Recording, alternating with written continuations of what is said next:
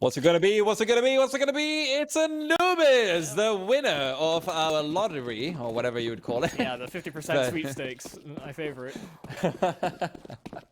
Well, 50%, that's kind of the chance of winning the pistol round, right? That's always the complaint about it. Coin flippy here and there. Either you win, either you don't, 50-50. And forZe have gone for the full brawling style. 5 Kevlars across the bunch of them. And then you've got ECSTATIC, got 2 sets of utility. Nice little contrast in what you can honestly expect to see from them both across the rest of the game, pretty much. Also, Anubis was always going to win because it just still got removed from the map pool. And good riddance. Yes. Good smoke towards this A bomb site, but they're actually going to get overwhelmed very quickly. It's already down to 1 HP, and they have no real stake onto claim onto this bomb site. Queenix even trying to take space, and with the smokes down, Queenix will get both. So rotates are cut off behind smokes while this bomb is taken away.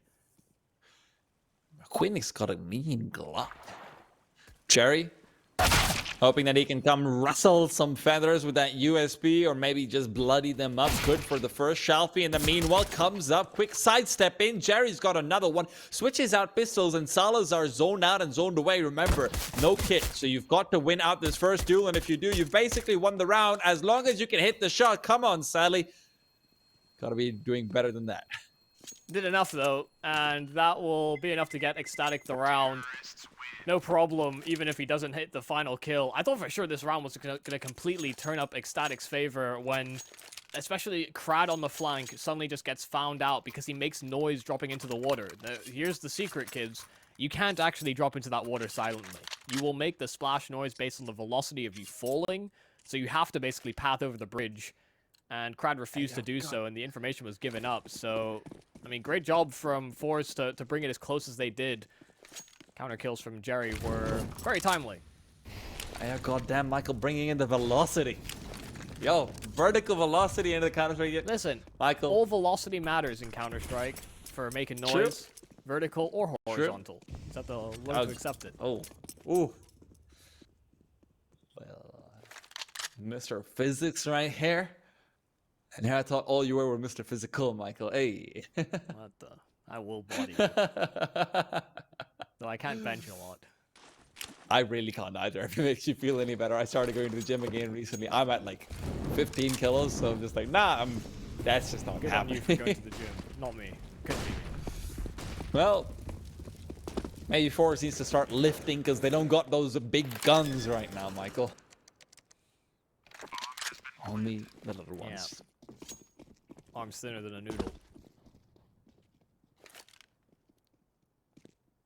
Well, Stack's not going to be giving them anything, so all they can really hope for is some, exit frags, take the player or 2 down. But you've got to be careful. There are 2 MAC-10s on the other side of things, so you don't want to end up being just another number in the cash register.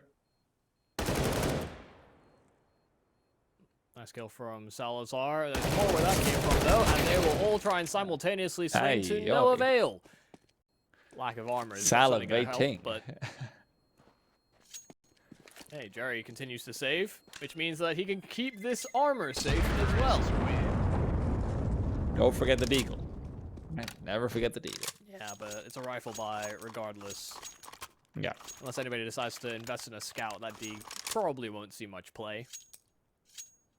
But something to note, coming into this game, I wasn't really sure if they were going to pick into it. It hasn't been a tendency of ECSTATIC in their previous series to pick into the Anubis. Sometimes they just kind of fall into it as a decider. But they're currently flawless on the map in their ventures. Wow. 6 out of 6. Woo, that's a big sample size as well. But they've been doing good. I can see why. And hell, man, what's a better map to play up against a team with a rotating 5th than a map that just came out? Well, even adapting a new member in Crad as well. Pretty much.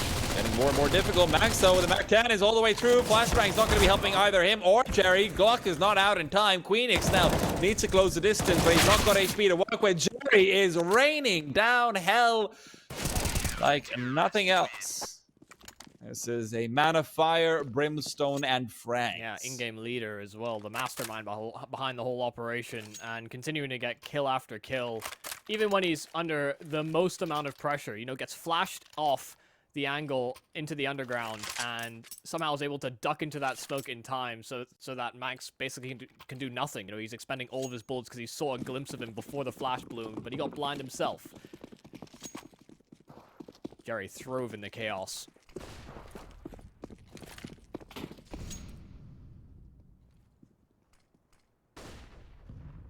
Now, taking B control is very dangerous here on the CT side. You don't always get the... You won't get there first, put it that way. ECSTATIC, if they have good spawns, can almost always beat you to the punch. One-way smoke will be implemented from that. He'll actually find a kill from it. In fact, make it double trouble. Phoenix gone as well. Max will try his best to recover the situation, but Krad's out of there. He got what he wanted. We were just talking about off-air about how difficult it is to actually find out for B-Long and Ivy. Not for Krad, apparently. I think the problem is that it's very gimmicky. You know, you throw that smoke, you can use it to serve as a one-way over the top of Ivy, and that's probably the best play you can make on CT in terms of just being aggressive in the early stages. You know, you can throw late flashes as well, but it can be very hard to hit all of the spots. Yeah, very well done here from Krad. Jerry's just going to completely dismantle it. Salazar's got no chance to go into it, but Manx does find the entry. Salazar doubles it up. Zorta's dropped the bomb in the meanwhile, and he's trying to hide back at Pillar, but quick peek back out. Over recognizes the necessity of taking the duel, and finally will be taken down by Salazar, but by the time he gets the bomb and moves back in, it will be a full rotation from Shelby. Result as well, coming in from back lines. Will have scaled up through water and finishes them off again. forZe taking out that second gun round. They'll keep the pressure applied, and ECSTATIC can do nothing to answer back here in round number 5. Glocks and pistols. Maybe expect an upgraded one from maybe Salazar, but he's a designated AWPer, and New Hope AWPer for the squad. They had Breezer for a time, ex-Astralis Talent AWPer, I want to say Masonic as well, but parted ways.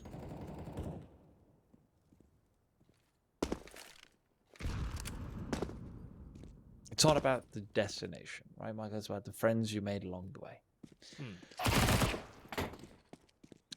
Jerry's trying to make friends, but he's doing so a little bit rough and tumble style, right? He beats you up and tells you, well, I've got money now. Want to be friends? No? Okay.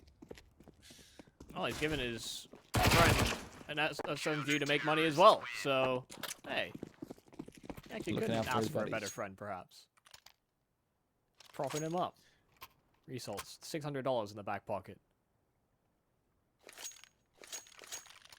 I'm really looking forward to seeing how Zorta continues to evolve in this iteration of the forZe lineup, right? Because he was obviously one of the big CIS AWPers with a lot of hurrah and a lot of hubbub around him. But did at times feel like he slightly peaked in a few circumstances for me. But maybe with the additional guidance of people like Krad and whatnot right next to him, you know, new voices, new fellows, you never know.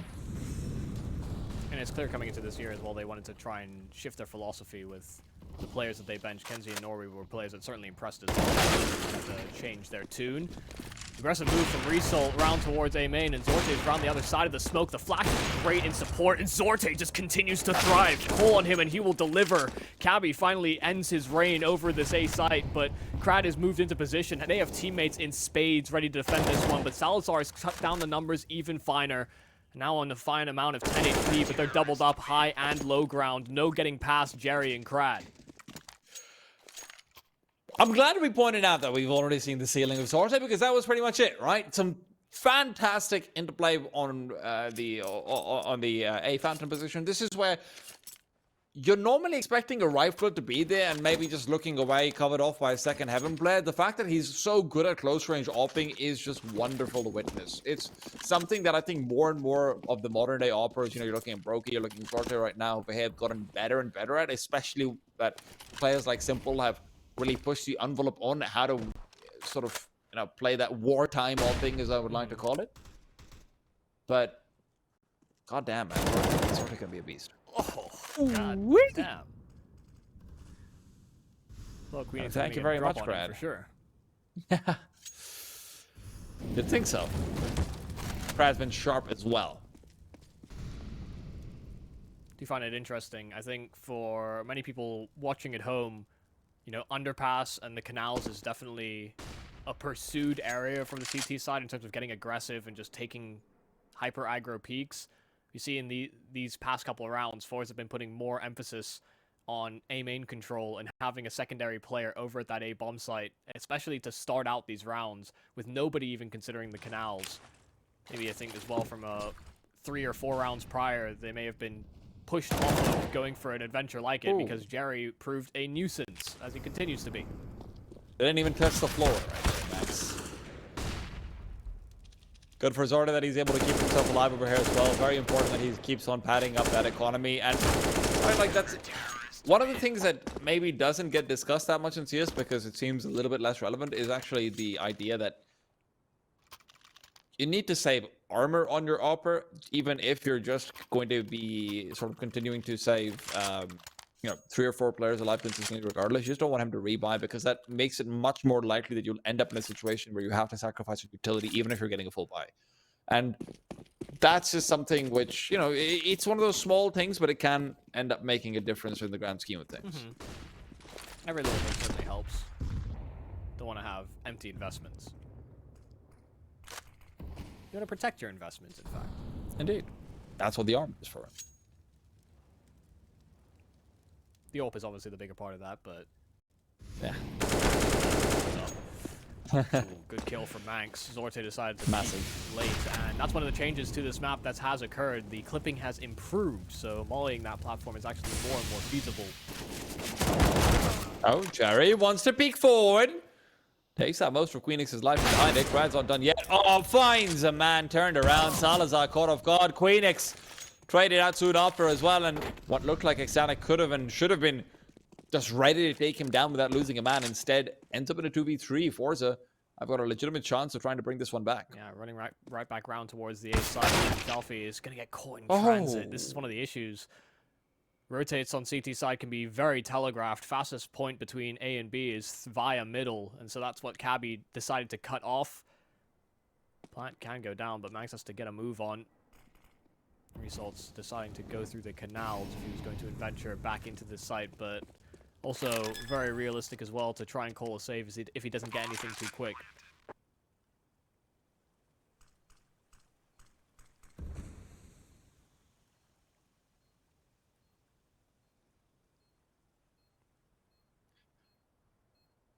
It's just covered off. Be a chance to be able to get this one sorted. Yeah, Max just cleans him up. Elbow pulled out and then immediately mangled. ECSTATIC will be able to fight back on what is their first gun round of the game. Coming off the back of a great kill early on onto Zorte, but still maybe a little bit more tetchy than it should have been. Yeah, and a bit of a crazy move to make if you're forZe. The Molotov down towards B main and then smoking it with this massive gap. You know, if there was a small edge that you can capitalize off of, maybe you catch your opponent off, but with a massive gap like that, they were staring right into their souls, so it was just trade on trade. Love the idea here. Quick smoke towards the canals, and then Jerry dropping inside of it. They're none the wiser about this. Oh, what? How is he so aware of it? Looks like he was just preparing to pre-fire that. Zorte looks like he's the same. That's what is practically a freebie at this point. Flashbang forward to try and peek back out over. At this point, forZe just has to wait. How big are these walls, all right? Like, it is impossible to throw nades over. Yeah. So ridiculous. Super high walls, which means that you have a lot of early anticipation of where executes are coming in as well. This was a great call here from the CT setup of forZe. All about converting these final kills, and they get information on at least one more player here on ECSTATIC. They're playing pretty far back inside of the bomb site, not giving away too much. They want to protect their investments. So they'll make ECSTATIC work for this.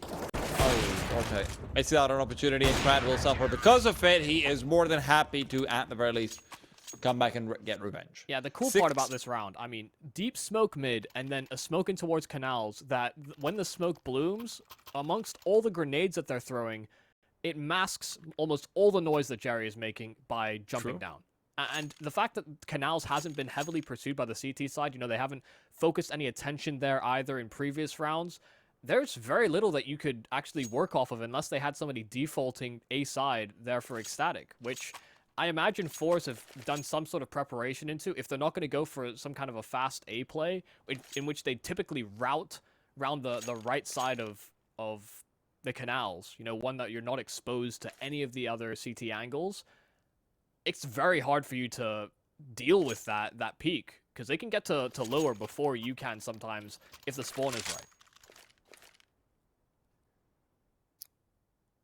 I mean, this is sort of the kind of thing that you expect a Jerry-led team to end up having, right? You know, you look over towards maps like Overpass and everything. There's always been like these cool set plays with utility where Jerry, or you know, at times in the past, once upon a time, FaceCrack and Flit were really enabled into going for these individual plays that just, you know, hey, let's throw a spanner in the works, let's try and change something. And that's one of the reasons why they were always one of the big, hey, these guys are going to upset like a big team at a tournament and destroy the bracket, but it's going to be fun as hell.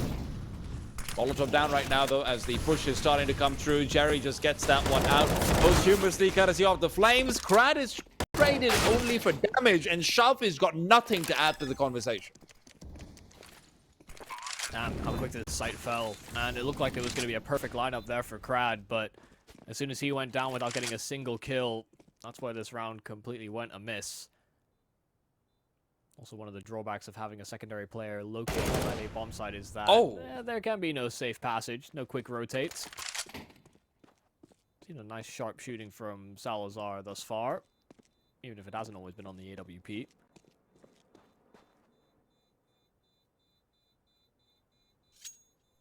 I think Zorte will succeed in weaseling away. And if he keeps looking left and right like that, I don't know about weaseling away. He's going to succeed in making me a little bit queasy. How high is his sensitivity? Gotta keep your head on a swivel. If you can't do a comfortable 180 with your mouse sensitivity is either you're flicking and it's going all over the place, in which it's too high, or it's not flicking far enough, which is too low. If you can't do a 180, you got problems, I think. His ETPI is not that high. It's only like 920 in all fairness, so... Yeah, I mean, that's higher than mine, to be fair. I think I'm like a 740. Fair. Well... Nice inch again, where Crad's gone. That's just a clean entry. They need to expect. He's been here every single time, and so many of those has yielded results like it's a double kill. To keep them at least somewhat safe on the B-bomb side, why not make it 3? Well, why not keep your gun out? Was his overrun at the end of it all, and with the CTs being unable to rotate through unless they want to go back to be long, this might actually force them into the bomb itself. So Salazar is about to discover that, well, I don't have a safe passage back to the package. He needs to get the kills, and kills he will not find. Damn. I mean, what a stud Jerry is. 3 kills in a spot that he has been traditionally in many rounds, but he's also been mixing up the way he plays the underpass. And now in a key moment where they find a very fast entry from ECSTATIC, where they're concerned about scaling in and worried about the palace rotate. Instead, they get shut down by the man that stays strong on B. And hey, he even got that final information that he didn't have the bomb on Salazar. So yeah, his teammates could very comfortably just sit back and continue with the flank. Oh, that's meaty. That hurts. So do Cabby's bullet cell, even if he does trade out a lot of life for it. This A-bomb site is so dangerous to actually assault, and you've got no idea where Zorta is playing in from, and as Jerry is actually getting aggressive to get more information, they are still committing back to this A rotate on forZe's end. Alright, so they're convinced, hey, we either save or it's A. And Max, well, might be about to disable any hope of saving. Zorte and Crad, the only ones to get a frag, but Zorte's traded out already, so a 1-on-3 where opportunities are limited. I think Crad was still convinced that after killing both those players in mid that they might try and reroute to the B-bomb site as he was so close in proximity to A, but he finds nobody lingering about to try and deal with him. This will be an easy decision to save here from Crad. But one of the important pieces of this map is middle. the key and major pivot point between both bomb sites. It can be so difficult as a CT to break past and get back into a retake when mid has been dominated as heavily as that. Getting those 2 entries is exactly what they needed. And you saw the importance of it. Jerry trying to push for information or a fast flanking opportunity over a B, while ECSTATIC were simply waiting.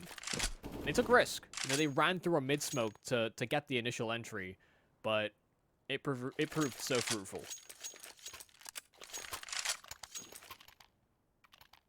So we're seeing some changes of pace, some nice slowdowns here from ECSTATIC in that round, but some of the different setups that forZe are trying to implement as well. It's nice that we get to see these teams do relatively new stuff. You know, this is one of the exciting things about having new maps in the pool, is that we get to learn with you as the viewer. Some of it you might have seen in other games, but you don't know if all the teams are going to do it.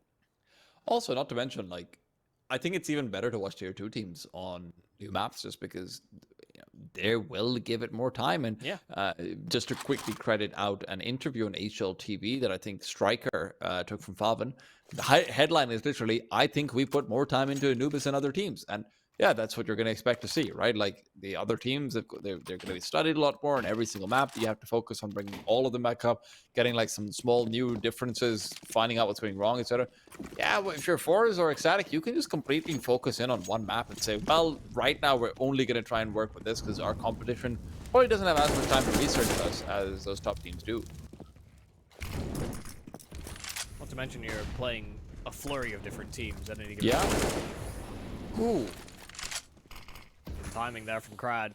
Saw that Molotov coming over, so the new Cabby wasn't going to be quite ready for a fight. Dragon is going to be though. Those Jerry's been playing. What in the world? How does he get that every single time, Jerry? Please, give him a chance to play. Slippery fellow, this guy. Man. He's got like those old man strength. Yeah, dad strength. Yeah. I need to check how old Jerry is. Jerry's only 24? What? Yeah. Well, that's how it is. It feels like he's been around and fostered youths with him, hasn't he? Yeah. But... like, Jerry's like the Teenage Mutant Ninja Turtle, the Master... What? Do you remember what they're called? I don't remember. The Master Shredder? Wasn't Shredder the evil guy? My TMNT lore is weak. Well, this B-side defense shouldn't be. Those Shalfies around the corner with the 5-7. Krad's also making his way over, but he won't be necessary. Might be a poorer buy for forZe, but thanks to Daddy Jerry and company, they'll still find the 8. Master Splinter. Splinter, yes, there you go. Yeah, he's led the horse to water. He's made it drink, but there are many ponies. I was like, this is some Confucian quote coming in from Michael right here, but ponies. Okay. You know, like young horses. Young ponies are not young horses, by the way. Well, okay. I'm no biologist. Ponies are they're just small horses. They're not young. I'm no horseologist. Don't quiz me. You are not educated in the equine arts? Really? No, okay. Clearly. Well, not ideal. Salazar, typically the AWPer, subjected to a deagle in this round on a reinvestment here from ECSTATIC, but forZe have had so much success in defending this B-bomb site. Sure, some of the A plays have been successful here for ECSTATIC, but they want to be able to threaten both sides of the map, and Jerry's been the problem man. If not him, then sometimes Zorte's hitting the shots he needs to. Krad's had some nice opening engagements. That side feels like it's definitely received more of the for's force. Also, just a quick reminder, because we haven't mentioned this, maybe you briefly might have glossed over, Kraken's not doing very well right now. No, sir.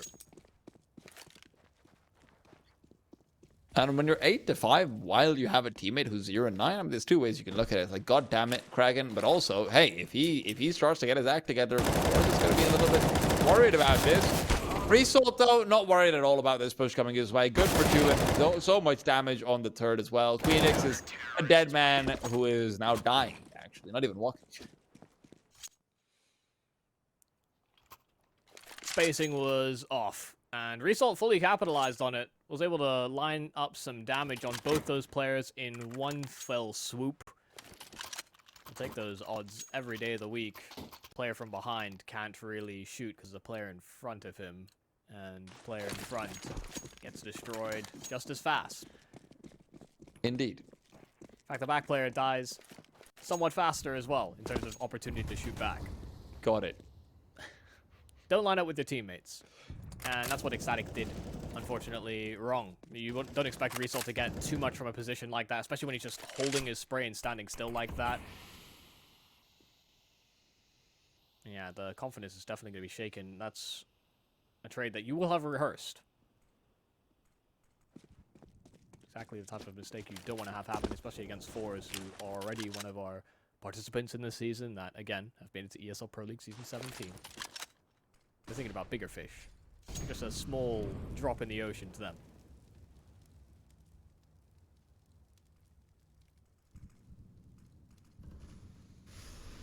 Look at this man. This is ridiculous. This is absurd. Jerry is untouchable right now. He's just going to keep on going as well. He's saying, well, it's a last round, right? I don't really care enough about it, so let's see whether I can just keep on pushing.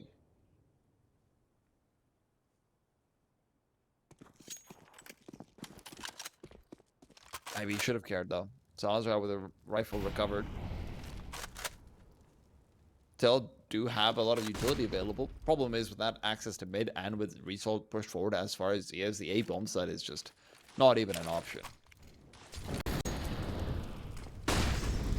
Molly timing is perfect. It's gonna be a rough time. Dragon, another casualty to come through. 10-5, forZe will dominate. We're off to a break to find out what the second half holds in store for us.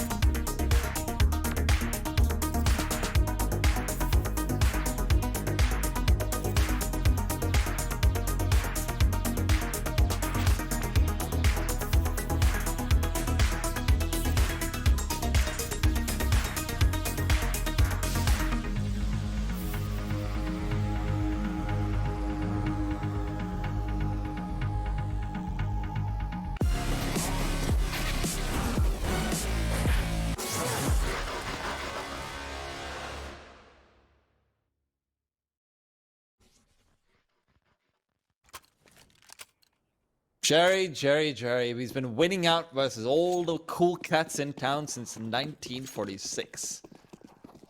Seems like forZe will continue to dominate. 1946? I thought you told me he was 24. Oh my god.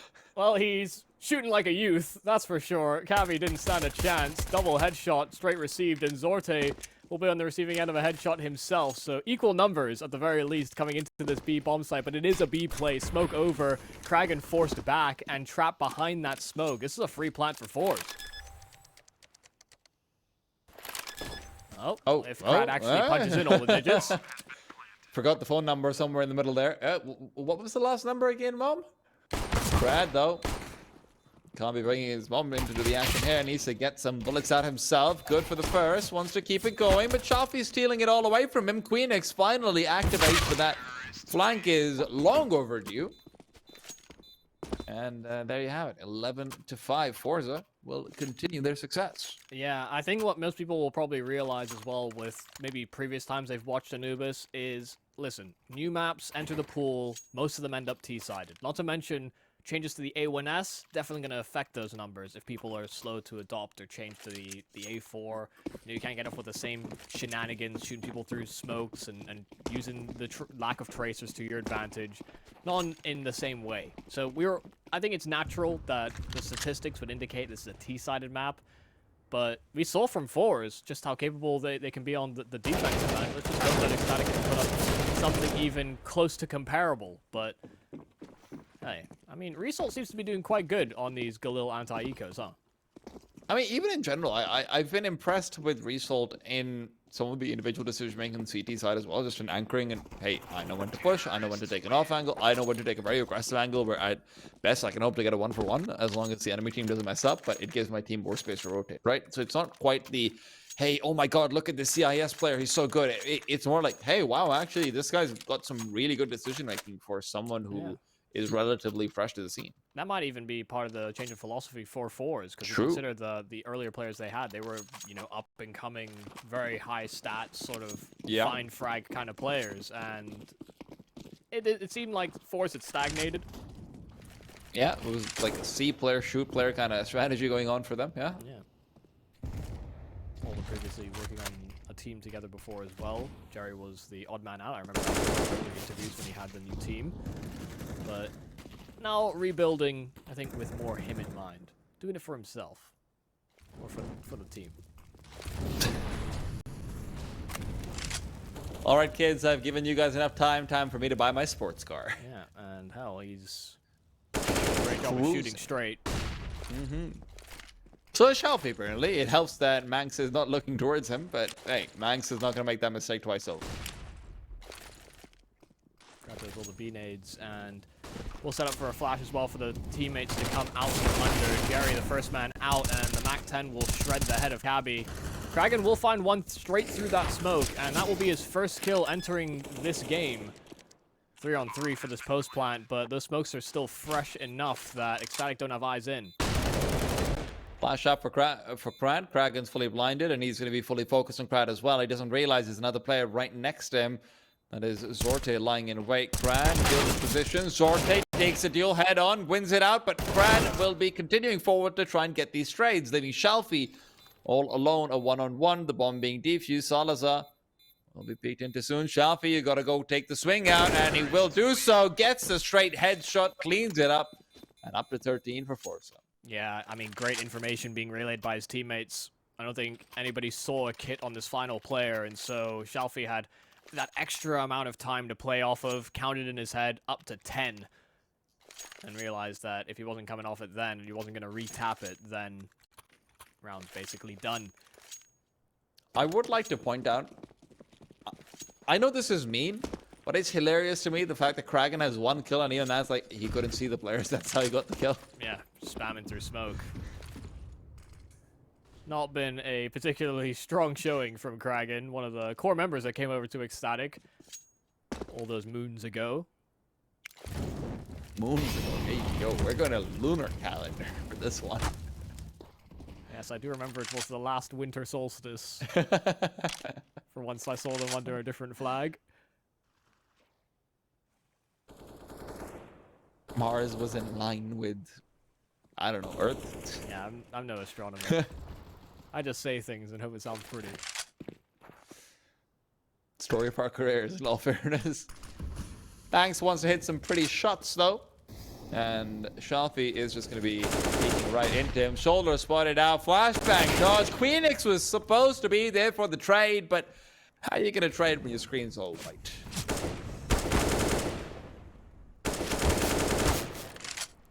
You sure ECSTATIC was undefeated? Because that's about to change. It does look like it. Getting out a couple close calls, a couple 16-14, but this doesn't look like one of those. We're not even close to that scoreline quite yet. And maybe it is this missing piece. 5 assists, 1 kill. He has had contributions. His stats will testify to that, but can't quite make a meal and finish it. Four's up to 14 and looking rather good while doing it. It sucks that you have a player who just doesn't exist on the server, right? Like, sure, he's making contributions, whatever. He's 1 in 15, he's not contributing. At least as much as he should be, even on the very base level. But not 1 round since 8 to 5, right?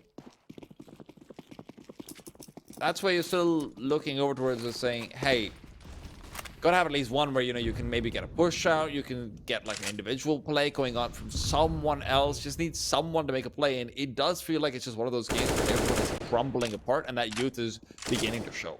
Yeah, and Kragan has been mainly going in for, I think, some of these entries as well, so I think it was just on the receiving end of just getting domed immediately, just hoped his teammates trade, which didn't always happen, so makes the stats more inflated than it is.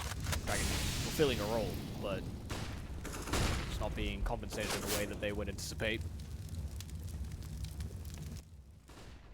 I'll be the time to start answering back. You don't want to allow 4s at 15. He's exchanged. Not quite the game of tennis I subscribe to. Usually the ball goes back and forth. Oh, goddamn, I've been playing it wrong all this time. Gabby, peek forward. Oh! Micro adjustments to the A4 are just so good to watch, but does he realize there's another player? Yes, he does. Result. The second casualty, and this is what I'm talking about. An individual performance. Gabby and Kragan brings him right back into 5 players kept alive in that round as well, despite that starting off with Salazar being tagged down to oblivion through a smoke. Yeah, if that's what's gonna, that's what it's gonna take for this B bomb site to be held. Cabby and Kragan fragging. That's what I want to see more of from ECSTATIC. Just to put 4s in their place a little bit, and make them work a little bit harder, because all they've been doing is just going for pretty basic map control and convening where they feel there's the least amount of resistance. This time it was the B bomb site with the presence over towards lower, and with the success that Jerry's had all game in that area, I'm not surprised that he wanted to try his hand at it again. Ah, this boost is fully prepared for. Salazar knows what they want to do.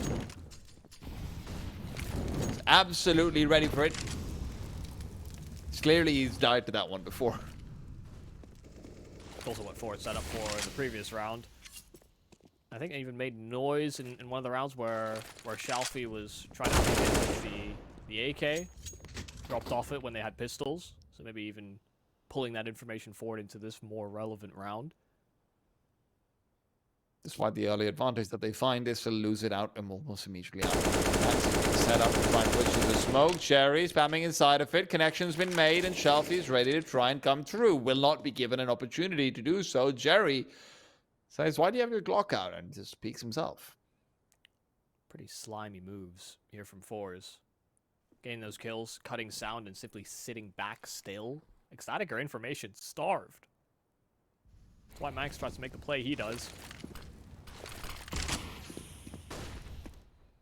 Now progress into the A bomb site. Bomb nowhere near them.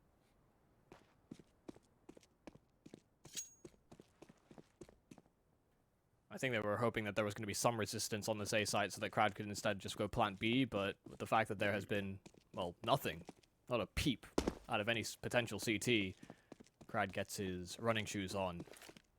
I'll make sure that this bomb gets planted and a round is secured here for forZe. 15 is guaranteed. ECSTATIC are not tapping in for this one. And yeah, not what you want to see. Salazar very prepared, very aware of a boosting play, got a very nice opening pick, only for that to be lost in an instant. I will say as well, Anubis is not a map that feels like it has very good sort of aggro into fallback angles, or even really solid defensible positions on the CT side. You know, I would compare this to Inferno with short and long, or short and arches, where if you're an AWPer, it can be very easy to sort of pick one, fall into the next angle, and they have to sort of chase after you to a certain degree or try and wrap. I think it's actually heavily exacerbated with how heavy it is to retake areas for the CT side because of the inability to throw flashes unless you're like lining them up from a mile away. Yeah, you honestly have to dry walk into quite a few angles or have somebody flash from so far deep that they actually have no potential to sort of trade or link up with you. Otherwise, you're too close to actually, they'll hear the pin of the flash and all sorts. So there's a number of different things you have to consider. Oh. Early flash out from Result, and that's going to be maybe even a read coming out from them to expect that A-side aggression. Let's see. 9 in a row to force an overtime. 4 succeeded, and it was mainly via this man and his shenanigans on B.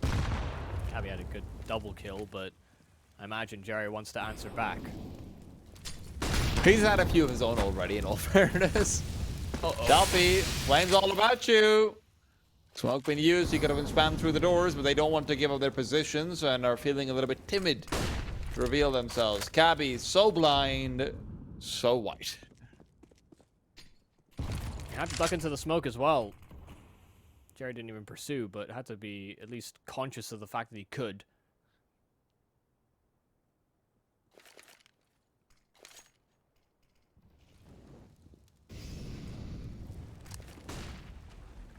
"40 seconds, and they're still toying with ideas here on forZe." Oh, Jerry! Okay. Daddy's back. Daddy's home. Kevin will have to, sort of put him down and take him away from the guns. Brad, however, completely catches Max, blindsides him entirely. Queenix next to fall. I don't know how Max doesn't hear that, but maybe some overcomes going on, something like it. Crad has got Cabby trying to come in from behind. Sorte attempting to cover it off, and Krad's just going to hold out from heaven. Sorte to look to trade, and will find it. forZe close it all out. What a performance from them. Jerry in particular. I mean, the guy had a fantastic CT half as well, but you really have to praise them how they really came together. I thought maybe the cycling the fifth player in and out might be an issue. Result looks like it was completely integrated. Yeah, I mean, they've had some time to play with him in some of the prior events, but again, you're still expecting some level of discomfort. And I think there's small little things like even in the pistol round, Crad dropping into the water when he's on a flank. Small